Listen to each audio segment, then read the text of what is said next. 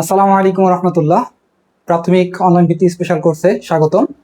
আমাদের আজকের টপিক ভগ্নাংশের তুলনা ও সমতুল ভগ্নাংশের প্রকাশ। অবশ্যই কাজে লাগবে কথার অঙ্ক করার সময়, সেই জন্য আমরা আগেই বেসিকগুলো শিখে নিচ্ছি। তো ভগ্নাংশের তুলনা বলতে কোনগুলো ভগ্নাংশ বড় এবং কোনগুলো ছোট এটা শেখা। হ্যাঁ, অর্থাৎ ভগ্নাংশ দেখে যেন বাচ্চারা চিনতে পারে যে কোনটা বড় এবং কোনটা ছোট। এরকম ভগ্নাংশ দেওয়া থাকবে।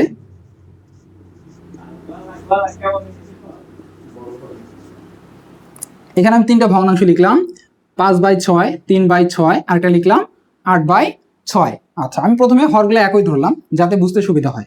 আবার এটা লিখলাম,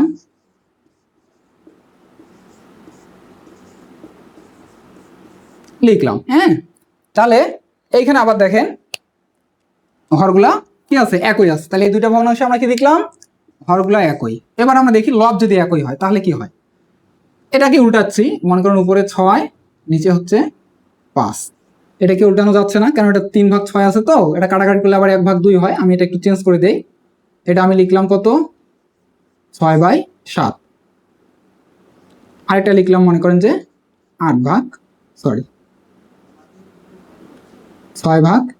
হ্যাঁ, এইখানে 7/5, 7/3, আর এটা হচ্ছে 7/4। আচ্ছা, তাহলে আমাদের বাচ্চা যখন আমরা শেখাবো বাচ্চাকে, তখন প্রথমত ওকে খেয়াল রাখাতে হবে যে যখনই বলবে যে এই ভগ্নাংশগুলোর মধ্যে ছোট থেকে বড় ক্রম অনুযায়ী সাজাও। শুধু সংখ্যা থাকলে তো ব্যাপার না। যদি বলে যে 1, 3, 5, 6, 8, আবার এখানে দিছে 11, এখানে আবার দিছে 9, এখানে দিছে 4, এই সংখ্যাগুলো ছোট থেকে বড় সাজাও, তাহলে কিন্তু ব্যাপার না। হ্যাঁ, ও কি করবে, এই যে 1 লিখবে, এরপরে বড় চিহ্ন এদিকে দিবে, এরপরে যদি এখানে যেটা বড় সংখ্যা 3 লিখবে, এরপরে 4 আছে এখানে, এভাবে কিন্তু যাবে। কিন্তু ভগ্নাংশের ক্ষেত্রে বোঝাটা কিন্তু একটু কঠিন ব্যাপার, তাই না? তাহলে এটা কিভাবে বুঝবে?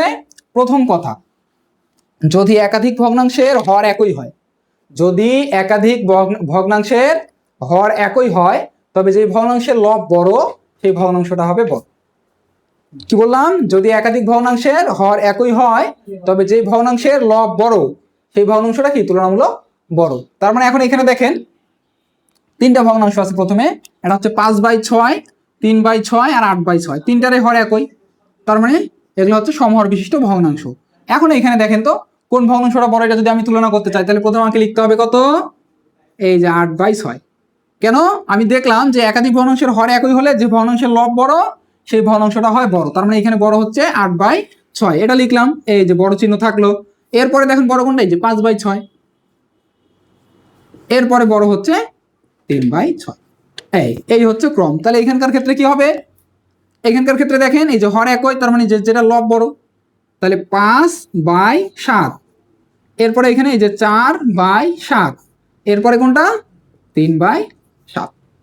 তাহলে একাধিক ভগ্নাংশের হর একই হলে যে ভগ্নাংশের লব বড় ওই ভগ্নাংশটাই বড়। এবার দেখেন যদি কি হয়, লব সমান হয়, এবার এই যে তিনটারই লব সমান, তাহলে এই ক্ষেত্রে কি হবে, যদি একাধিক ভগ্নাংশের লব সমান হয় তবে যেই ভগ্নাংশের হর ছোট সেই ভগ্নাংশটা হচ্ছে বড়। যদি একাধিক ভগ্নাংশের লব সমান হয় তবে যেই ভগ্নাংশের হর ছোট সেই ভগ্নাংশটা কি হবে, বড় হবে। তাহলে এখানে সমলব বিশিষ্ট ভগ্নাংশ, তাহলে এই ক্ষেত্রে কোনটা হবে বড়, এই যেটা শুরুতেই লেখা আছে, এই যে 6/5। কেন? এটা লব তিনটারই 6, তাহলে এটা দেখেন হরটা ছোট, তার মানে এটা হচ্ছে বড়। তারপরে বড় হচ্ছে এটা 6/7, সবার শেষে হচ্ছে 6/11, ওই ভগ্নাংশটা হচ্ছে সব থেকে ছোট। এটার ক্ষেত্রে দেখেন কোনটা বড় হবে, এখানকার ক্ষেত্রে বড় হবে এই যে, কেন, তিনটারই লব হচ্ছে 7, তাহলে তিনটারই লব যেহেতু 7, তাহলে যেটার হর ছোট সেটা হচ্ছে বড়, তার মানে 7/3 এটা হচ্ছে বড়। এরপরে কত, 7/4, এবং সবচেয়ে 7/5। হ্যাঁ, আচ্ছা, এখন যখন বাচ্চা দেখবে যে ওইখানে সমহর বা সমলব নাই, তখন কি হবে কাজ,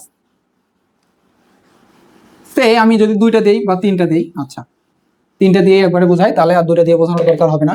আমি এখানে এখন হরগুলা চেঞ্জ করে দিলাম, এখানে আছে 2 আর এখানে আছে 4। তাহলে এখন কোনটা বড় হবে, তাহলে কি দেখে বোঝার আর উপায় আছে?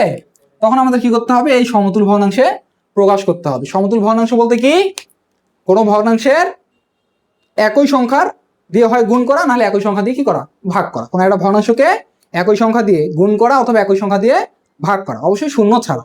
তার মানে শূন্য ছাড়া কোনো ভগ্নাংশকে একই সংখ্যা দ্বারা গুণ করলে অথবা ভাগ করলে আমরা সেই ভগ্নাংশের সমতুল ভগ্নাংশ পাই। এমনিতে যদি দেখি সিম্পল ভাবে যে 2/4, এটা সমতুল ভগ্নাংশ কত হতে পারে? 4/8। এটাকেও 2 দ্বারা গুণ, এটাকেও 2 দ্বারা গুণ। আবার আমি এখানে লিখতে পারি 6/12, অর্থাৎ এটাকেও আমি 3 দ্বারা গুণ করলাম, এটাকেও 3 দ্বারা গুণ করলাম। অর্থাৎ কোনো একটা ভগ্নাংশকে শূন্য ছাড়া একই সংখ্যা দ্বারা গুণ করে অথবা ভাগ করলে সেই ভগ্নাংশ কি পাওয়া যায়? সমতুল ভগ্নাংশ পাওয়া যায়। এই যে এটা আছে 6/12, এটাকে আবার যদি আপনি কি করেন 2 দ্বারা ভাগ করেন বা 3 দ্বারা ভাগ করেন, তাহলে 3 দুগুণে 6, এখানে আবার কত? 3 4 12, তার মানে 2/4। এই যে 6/12 এটার একটা সমতুল ভগ্নাংশ হচ্ছে 2/4। তার মানে শূন্য ছাড়া কোনো একটা ভগ্নাংশকে একই সংখ্যা দ্বারা গুণ করলে অথবা ভাগ করলে সেই ভগ্নাংশের সমতুল ভগ্নাংশ পাওয়া যায়। আচ্ছা, এখন আমরা দেখি এগুলোর মধ্যে বড় ছোট কোনটা।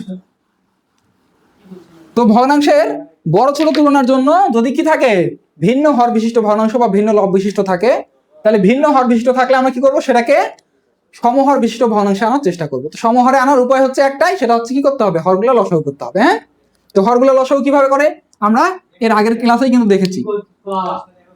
দেখেন 6 2 4, তাহলে কত হবে? একই সংখ্যা দিয়ে যেন ভাগ যায়, 3 দুগুণে 6, 2 1 কে 2, 2 দুগুণে 4। আর একই সংখ্যা দ্বারা কিন্তু এখানকার সংখ্যাগুলো ভাগ যায় না, তাহলে বাইরেগুলো গুণ করি। 2 গুণন 3 গুণন 1 গুণন 2, 2 1 কে 2, 3 দুগুণে 6, 6 দুগুণে 12। তার মানে প্রত্যেকটা ভগ্নাংশের এখন কি হবে? হর হবে 12। আচ্ছা, এখন এই যে ট্রিক্সটা, এইটা যদি বাচ্চা শিখতে পারে তাহলেই হয়ে গেল। দেখেন এখানে আছে 6 আর এখানে আছে 12, তাহলে এখানে কত গুণ হয়েছে? 2 গুণ। তাহলে নিচেরটাতে যেহেতু 2 গুণ হয়েছে, তাহলে উপরেরটাকেও আমাকে কি করতে হবে? 2 গুণই করতে হবে। যেহেতু সমতুল ভগ্নাংশ প্রকাশ করতে গেলে কি করতে হবে? শূন্য ছাড়া একই সংখ্যা দিয়ে হয় গুণ করতে হবে, নাহলে একই সংখ্যা দিয়ে ভাগ করতে হবে। তাহলে যেহেতু এখানে বাড়ছে সংখ্যাটা 6 থেকে 12, তার মানে কোনো সংখ্যা ডেফিনেটলি গুণ হয়েছে। তাহলে 6 এর সাথে কত গুণ করে? 12, 2 গুণ। তাহলে 5 এর সাথেও 2 গুণ করতে হবে। তাহলে 5 দুগুণে কত হবে বলেন? 5 দুগুণে 10, 5 দুগুণে 10। এই যে এখানে আছে 2, এখানে হচ্ছে 12, বাড়ছে না কমছে? বাড়ছে, তার মানে গুণ হয়েছে। তাহলে 2 এর সাথে কত গুণ করে? 12, 6 গুণ। তাহলে 3 এর সাথেও 2, 3 এর সাথে আমাকে 6 গুণ করতে হবে, তার মানে 3 6 18। এই যে 4 আছে এখানে, এখানে আছে 12, তাহলে 4 এর সাথে কত গুণ করে? 12, 3 গুণ। তার মানে 8 এর সাথেও 3 গুণ করতে হবে, 3 8 24। তার মানে দেখেন তো এখন প্রত্যেকটা ভগ্নাংশের হর সমান হয়েছে না? আবার যদি আপনি এটাকে কাটাকাটি করেন তাহলে কি হবে? 2 দিয়ে কাটাকাটি করা যাবে, 5 দুগুণে 10, 6 দুগুণে 12, মানে উপরে 5 নিচে 6। এটাকে যদি কাটেন 6 দিয়ে কাটাকাটি করা যাবে, 3 6 18, এখানে 6 দুগুণে 12, মানে উপরে 3 নিচে 2। তার মানে এই ভগ্নাংশেরই সমতুল ভগ্নাংশ এটা, এটা সমতুল ভগ্নাংশ আবার এইটা, তার মানে এটা একই ভগ্নাংশ। হ্যাঁ, এখন আমার এই কাজটা আমি কেন করলাম? কারণ আমাকে যে ছোট বড় তুলনা করতে বলতেছে। তাহলে এখন আমরা কিভাবে ছোট বড় তুলনা করা শিখলাম? যদি একাধিক ভগ্নাংশের হর একই হয়, তাহলে যেই ভগ্নাংশের লব বড় সেই ভগ্নাংশটা বড়। এই জন্য আমি সমতুল ভগ্নাংশে নিয়ে আসলাম। এইখানে তো আমি বড় ছোট নির্ণয় করার কোনো উপায় দেখতেছি না। ডেফিনেটলি কোনো বাচ্চাই দেখে বুঝতে পারবে না, বড় মানুষরা হয়তো একটু পারবে যারা আপার ক্লাসে আছে। এই জন্য কি করতে হবে? সমতুল ভগ্নাংশে আসতে হবে। তো সমতুল ভগ্নাংশে আসার পর দেখেন এই যে 3টারই 12 আসছে, তাহলে এখন এই যে 24, তাহলে এটা হচ্ছে সব থেকে বড়। এরপরে 18, এটা হচ্ছে তার থেকে বড়, এবং 10/12 এটা হচ্ছে সব থেকে ছোট ভগ্নাংশ। কেন? একাধিক ভগ্নাংশের যদি হর একই হয়, যেই ভগ্নাংশের লব বড় সেই ভগ্নাংশটা কি হয়? বড় হয়। তার মানে আমরা দেখলাম যে সমতুল ভগ্নাংশ কিভাবে প্রকাশ করা যায় এবং ভগ্নাংশের ছোট বড় কিভাবে তুলনা করতে হয়। আমরা এটা দিয়ে ইনশাআল্লাহ পরের ক্লাসে কথার অঙ্কগুলো আপনাদেরকে দেখাবো। ধন্যবাদ।